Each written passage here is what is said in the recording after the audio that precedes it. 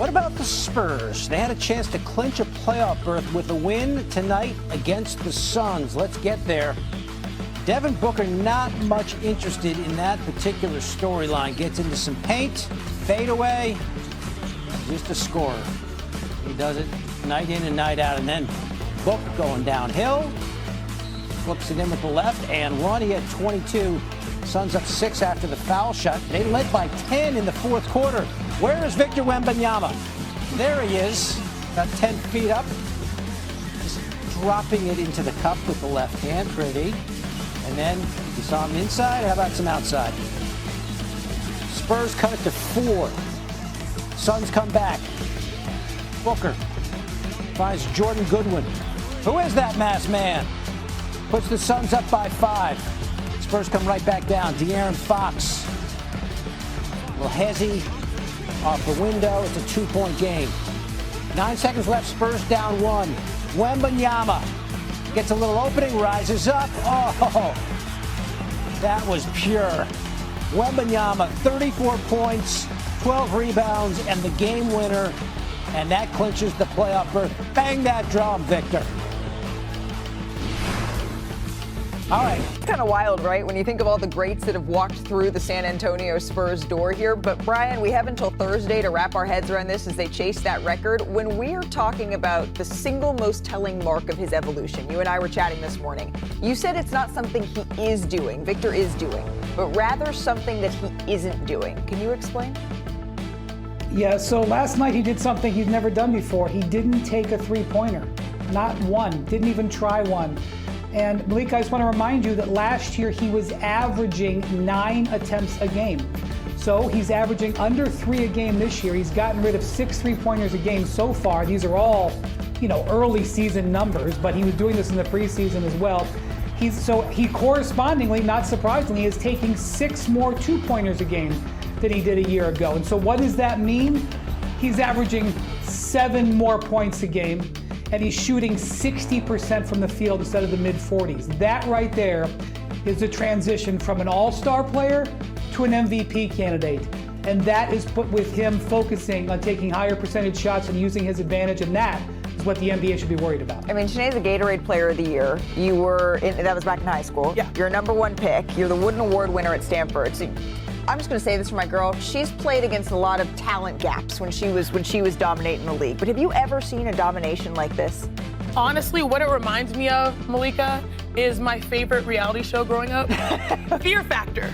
There's a tremendous fear factor that is rippling through the NBA based off of what Victor Wembanyama has decided to do. It's very rare that we see a generational talent that makes you think he's changing the game in real time. We got it with Magic Johnson, positionless basketball. We got it with Michael Jordan, the new prototype of the wing. We got it with Steph Curry and what he does with a three-point shot. Now we're seeing the alien, the fear factor, in full effect. He is someone that affects the game. He can knock down shots, but he affects it on both ends, and he's leaned into his strength. Literally, he shoots 45% at the rim so far this season. He deters people. Their opponents shoot 45% at the rim, which is tremendous, top 5 defensively. But then offensively, he shoots 81% in the restricted area. Look at these numbers. This is just 1 week. This is the thing that has literally everyone in fear because he's embraced the aspect that makes him unguardable. And it's very rare. I don't know if we'll ever see something like this again. I don't know what you can draw up, right? Like, I don't know what you can draw up to try to slow him down. Perk, Kobe Bryant called him, right, the game's greatest post defender. Is there anything that you can put on the whiteboard right now? If you do, you're lying to yourself and you're lying to the people that you're presenting it to. I'll tell you that much. It's nothing that you can do. Look, check this out, y'all. 15 to 20 years from now, the GOAT conversation is going to go like this. MJ, Bron, and Wemby. Those are the 3 names that are going to come up in the GOAT conversation. Because if this man stays healthy, right, he's going to be arguably the best defensive player we've ever seen. I believe he's going to win 5 or 6 Defensive Player of the Year awards. Can someone tell me a flaw that he has in his game already right now at the age of 21? I'll wait.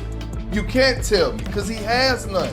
Offensively, he has the complete package. The Jamal Crawford handles. We saw that in the highlight. The pull-up threes, we're watching him knock that down on a consistent basis. He's excellent moving without the basketball for his cutting, being a lob threat at the basket. On top of that, he's starting to go and capitalize in the low post area, mid post area.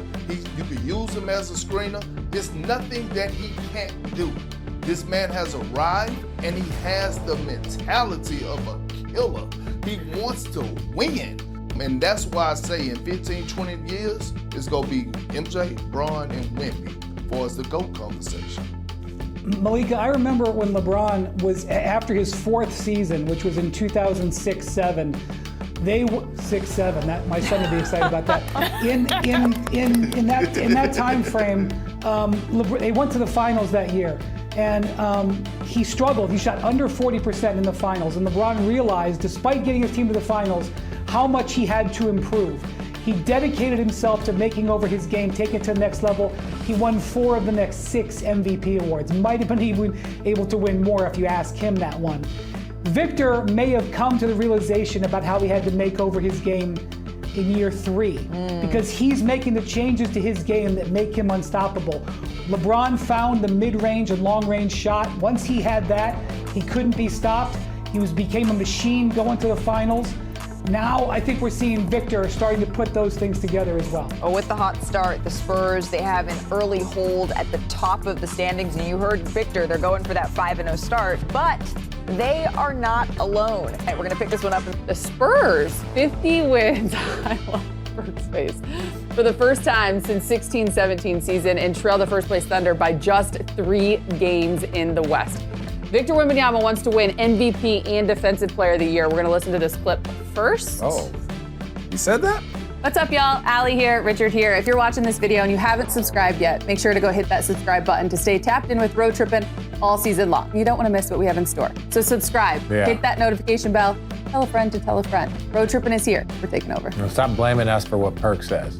It's impossible. We might still do it. You know what I mean? Yeah. So, you know, right now in my mind is taking great care of my body, because I also want to win the MVP and the Defensive Player of the Year.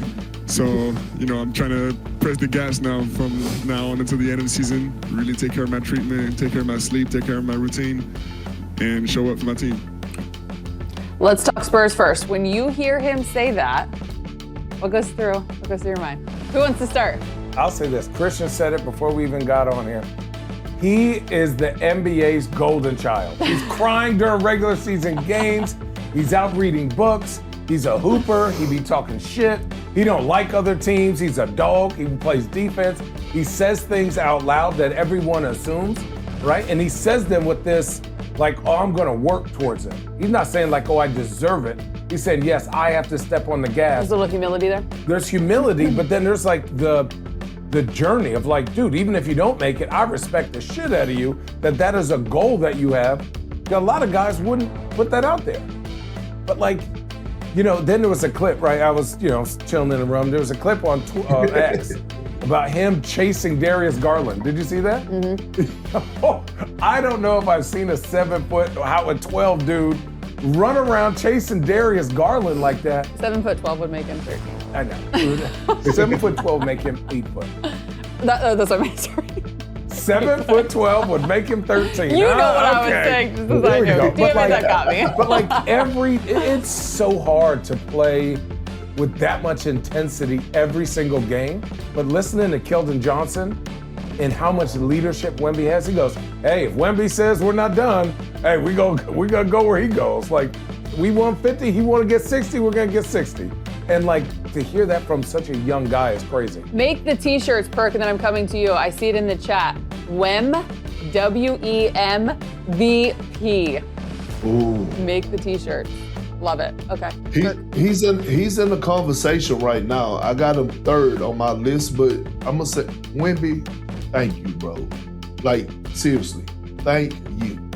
Because because for so many years, players have tried to either shit on certain accolades, individual accolades, or downplay being the face of the league. Wemby has done the complete opposite, and he's not doing it as a front. It comes from a real authentic place, and this is what you call setting the bar. He fucking said, I want to be in the slam dunk contest. You should want to win the MVP. I remember when Giannis was young, he said, I will win the MVP one day. Like, speak that shit into existence. And the way that he approaches the game, if your ass don't have on the Spurs uniform, he ain't fucking with you. And I love it. He's a shit talker. He plays with tenacity. He has real hate for his opponents, and he don't give a damn. That motherfucker is me. You know what I mean? I don't know what he done with those monks, but it's something going on in his blood where his heart does not pump Kool-Aid. And I'm telling you, he is setting the bar, and watch you start